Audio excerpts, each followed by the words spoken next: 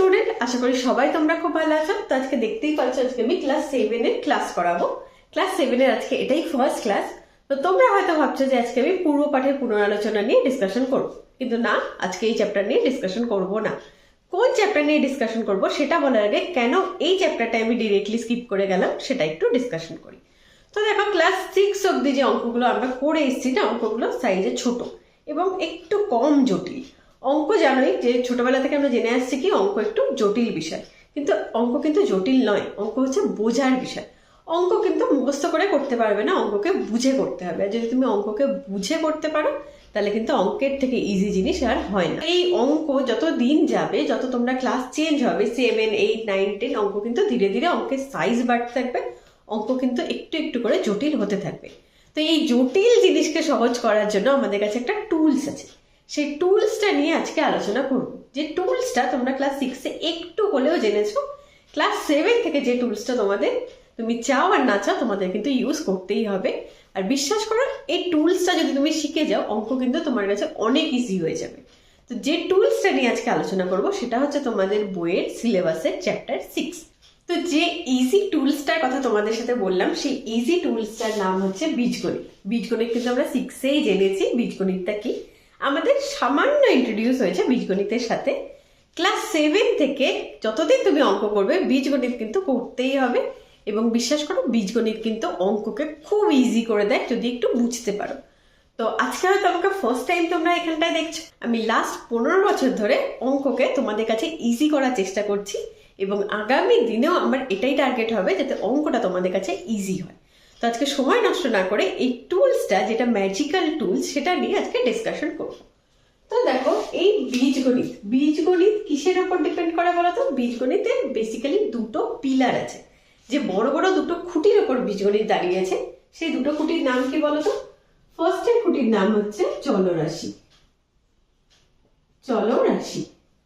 আর second যে খুঁটি তার নাম হচ্ছে ধ্রুবক রাশি।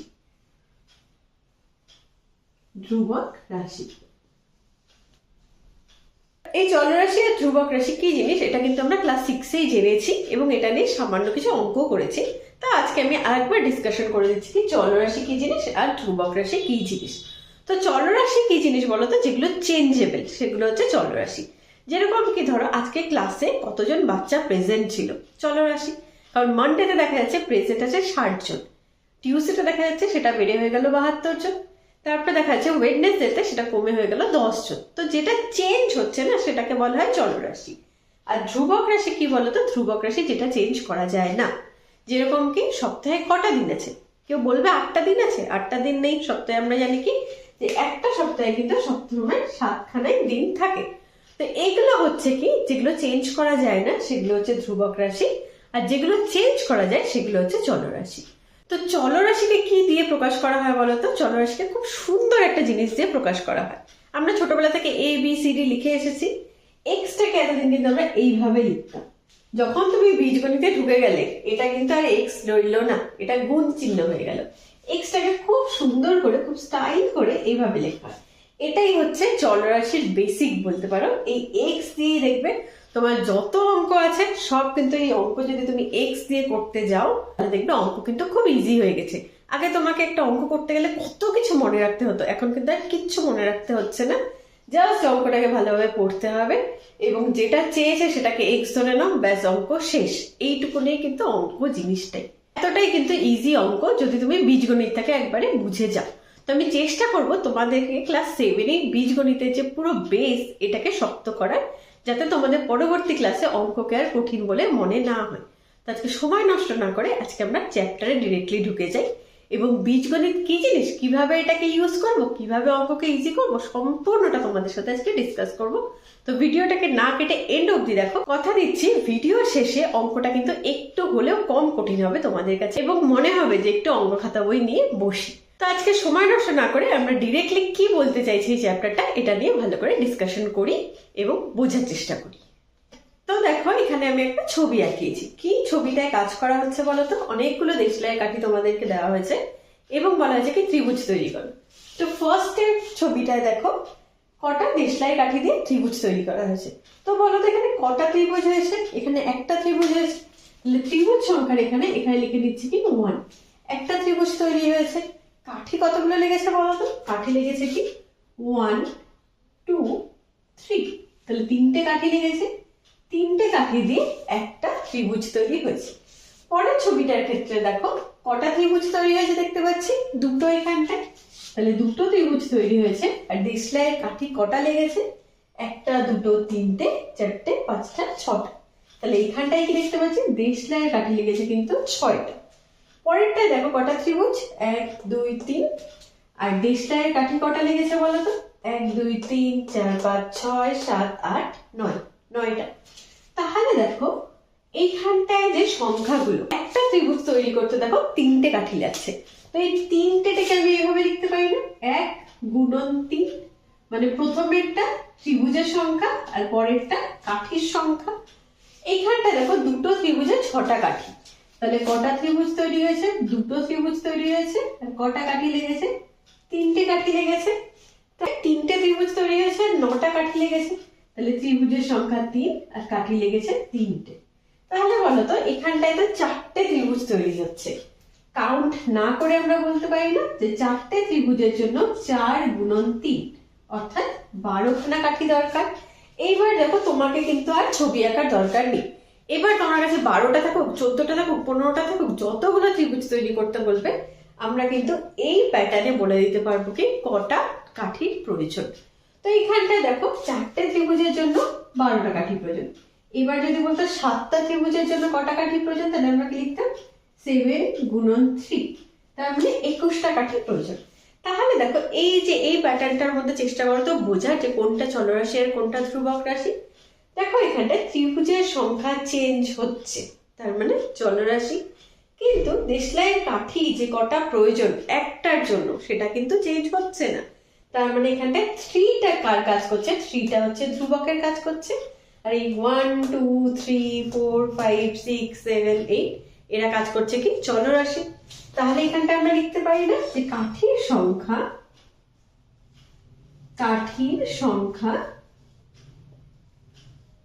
কত লেখা যায়? এখানটায় 3x লেখা যায় না?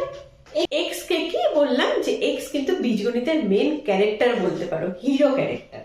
তো এখানটায় দেখো কি বলতে পারি, কাঠির সংখ্যা 3x। এক্সটা কি? এক্সটা হচ্ছে ত্রিভুজের সংখ্যা। সুতরাং যতগুলো ত্রিভুজ তৈরি করা হোক না কেন আমি জাস্ট ওই নাম্বারটাকে 3 দিয়ে মাল্টিপ্লাই করব, তাহলে কিন্তু আমার কাঠির সংখ্যা চলে আসলো। তো দেখেছো এর আগে যখন এরকম অঙ্ক করতে তখন কিন্তু 10টা ত্রিভুজ তৈরি করতে কতটা কাঠি লাগবে এটা কিন্তু খুব ডিফিকাল্ট ছিল ক্যালকুলেশন। কিন্তু এই জিনিসটা যদি তুমি বুঝে যাও তাহলে আমরা কি জানি যে একটা ত্রিভুজ তৈরি করতে 3টে লাগে।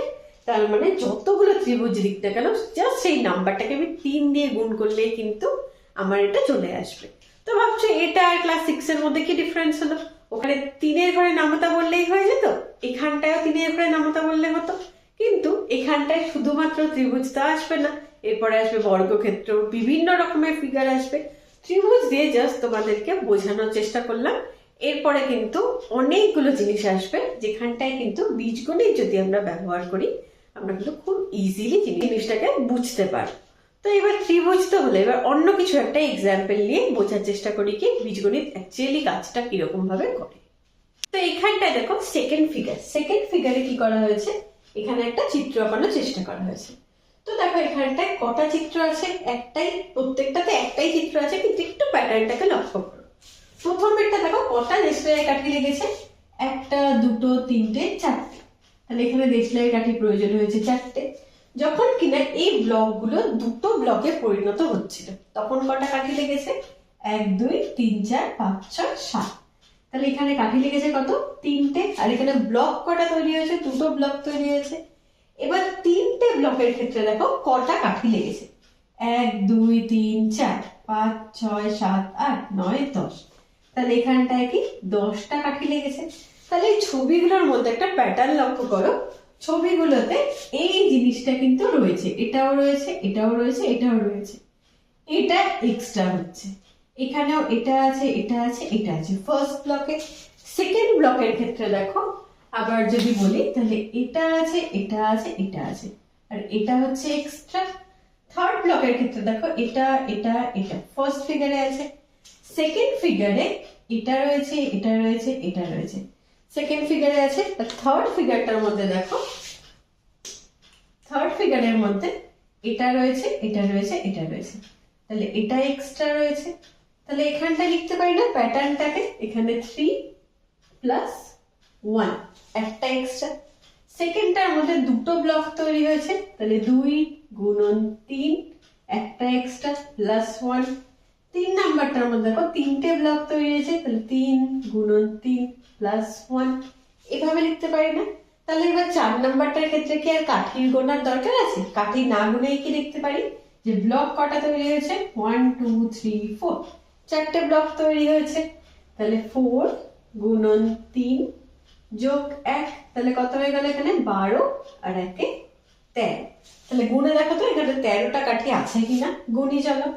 1 2 3 4 5 6 7 8 9 10 11 12 আর, তাহলে এখানটা 13টা কিন্তু কাঠি আছে, যেটা কিনা আমাদের গোনার কিন্তু দরকার পড়লো না। না গুনেই এই ফর্মুলা দিয়ে বলতে পারলাম কি যে কটা কাঠি প্রয়োজন। এবার যদি ব্লক যদি 4টে না থেকে 6টা ব্লক থাকতো, তাহলে কটা কাঠি লাগতো? তাহলে লাগতো কি ব্লকের সংখ্যা গুণন 3 প্লাস 1। তাহলে 3 8 হয়ে গেল 18 যোগ 1, তাহলে 19। তাহলে দেখো এখানটায় কিন্তু এইভাবে কিন্তু আমরা যে কোনো ব্লকের সংখ্যা বলতে পারি। বলা হয় কি সাধারণ চল দিয়ে এটাকে প্রকাশ করো, তাহলে কি লিখবো বলো তো? তাহলে সাধারণ চল দিয়ে কি লিখবো, 3x প্লাস 1। এটা হচ্ছে কি সাধারণ চল দিয়ে এটার প্রকাশ। x হচ্ছে কি ব্লকের সংখ্যা বলতে পারো এখানটা। তাহলে কোশ্চেনে যদি আসে সাধারণ চল দিয়ে প্রকাশ করো, তাহলে লিখবো কি সাধারণ চল সমান সমান 3x প্লাস 1। x দিয়ে কিন্তু কটা ব্লক আছে সেটা যদি বলে দেওয়া হয়, জাস্ট সেই মানটা x এর জায়গায় বসালেই কিন্তু কটা দেশলাই কাঠি প্রয়োজন সেটা কিন্তু এক্সাক্ট নাম্বারটা আমরা কাউন্ট না করেই বলে দিতে পারবো। কারণ কাউন্ট তো কিছু দূর অব্দি করা যাবে, তারপরে যেটা যখন বড় সংখ্যা হয়ে যাবে তখন কাউন্ট করতে গেলে সময় লাগবে। তো সময় বাঁচানোরই কিন্তু টেকনিক হচ্ছে বীজগণিত। দেখো এখন ডিসকাশন করছি কি নিজে করি 6.1। এটা যদিও বা তোমাদের নিজের করার কথা, কিন্তু যেহেতু বীজগণিতটা শেখাচ্ছি তোমাদেরকে, তো বীজগণিতে পুরোটাই এক্সারসাইজে যত কোশ্চেন আছে নিজে করি, কষে দেখি, সব তোমাদের সাথে ডিসকাশন করব। শুধু একটু মনোযোগ সহকারে আমার কথাগুলো শুনতে হবে এবং বোঝার চেষ্টা করতে হবে, এইটুকুনি তোমাদের কাজ।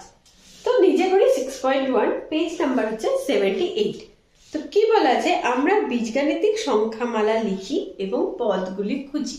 তাহলে কি করতে বলেছে, বীজগাণিতিক সংখ্যামালাগুলো লিখতে বলেছে আর পদগুলো খুঁজতে বলেছে।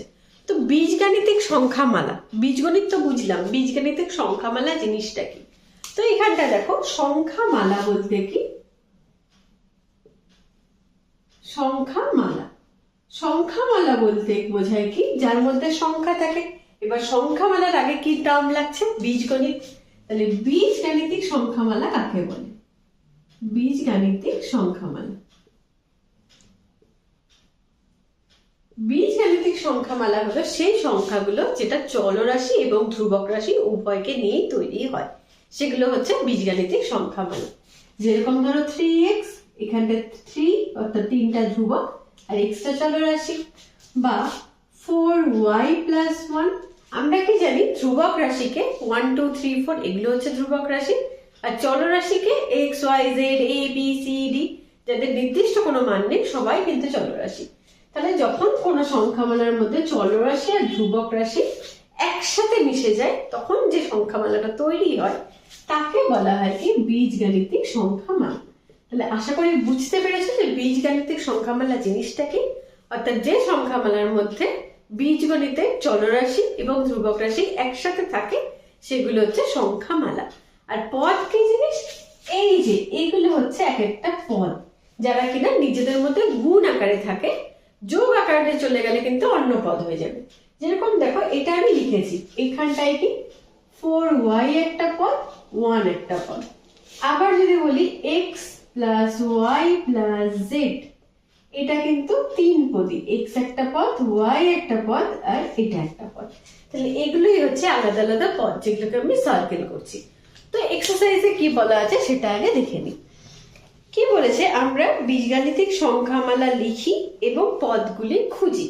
তো দেখো এখানে কি দেওয়া আছে, 4x, 3x plus 1, 2x plus 1, 6p minus 1 আর 3y plus 6।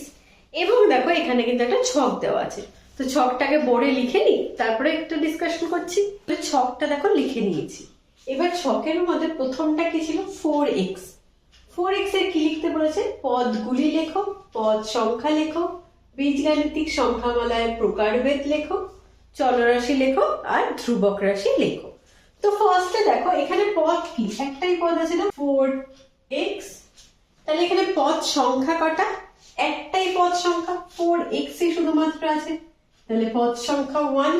বীজগাণিতিক সংখ্যামালার প্রকারভেদ, বীজগাণিতিক সংখ্যামালা কতগুলো হয়, একটা পদ থাকলে সেটাকে বলা হয় একপদী, দুটো পদ থাকলে বলা হয় দ্বিপদী, তিনটে পদ থাকলে বলা হয় তিনপদী বা ত্রিপদী, চারটে পদ থাকলে বলা হয় চতুর্পদী। তো এইখানটায় ধীরে ধীরে কিন্তু তোমরা এগুলো শিখে যাবে। তো এইখানটায় যেহেতু পদ সংখ্যা 1, তাহলে এটাকে কি বলবো, একপদী, একপদী। তাহলে হয়ে গেল। এবার চলরাশিকে এখানটায় কিন্তু তোমরা চলরাশিকে আর ধ্রুবক রাশিকে এটা কিন্তু আশা করি বুঝে গিয়েছো। তাহলে চলরাশিকে এখানে x আর ধ্রুবক রাশিকে এখানে 4। তো পরের গুলো আশা করি তোমরা কিন্তু নিজেরাই করতে পারবে। তো তোমরা একটু ট্রাই করো, আমিও ট্রাই করছি, দেখি দুজনের অ্যান্সার মেলে কিনা। তো দেখো এখানটায় পদ কে কে, এখানে পদ 3x ও 1। তাহলে পদ সংখ্যা কটা হয়ে যাবে, অবশ্যই দুটো, কারণ মাঝখানে ও চলে এসেছে যেহেতু, তাহলে দুটো। 2 হলে এটাকে বলা হয় কি, দ্বিপদী, দ্বিপদী। আচ্ছা, এটার মধ্যে চলরাশিকে, চলরাশি কিন্তু x, আর ধ্রুবক কে কে আছে এখানে 3 আর 1, তাহলে ধ্রুবক হচ্ছে 3 আর 1 হয়ে গেল। পরেরটা দেখো কি দেওয়া আছে, 2x plus 1। তাহলে এখানে পদ 2x ও 1, তাহলে কটা পদ এখানটায়, দুটো, তাহলে এটাও দ্বিপদী, দ্বিপদী। তাহলে এখানে চলরাশিকে x আর ধ্রুবককে 2 আর 1, তাহলে এখানে x, এখানে 2, 1। পরেরটা দেখো 6p minus 1। তাহলে পদকে এখানে 6p ও minus 1। এখানটা দেখো আগে কিন্তু আমরা ক্লাস 6 এ জেনেছি যে প্লাস 1 ও যা 1 ও তাই, কিন্তু মাইনাস 1 আর 1 কিন্তু সেম জিনিস নয়। তো মাইনাস থাকলে সেটাকে কিন্তু অবশ্যই লিখতে হবে। তাহলে এখানেও পদ সংখ্যা দুটি, এটাও হয়ে গেল কি, দ্বিপদী। চলরাশি এখানে p আর ধ্রুবক রাশি হচ্ছে 6 আর -1। এটা কি দেওয়া আছে, 3y plus 6। তাহলে এখানটা পদকে 3y ও 6, তাহলে কটা পদ এখানে, দুটো পদ, একই রকম এটাও দ্বিপদী। তাহলে এখানটায় চলরাশিকে y আর ধ্রুবক রাশিকে এখানটায় 6 আর 3।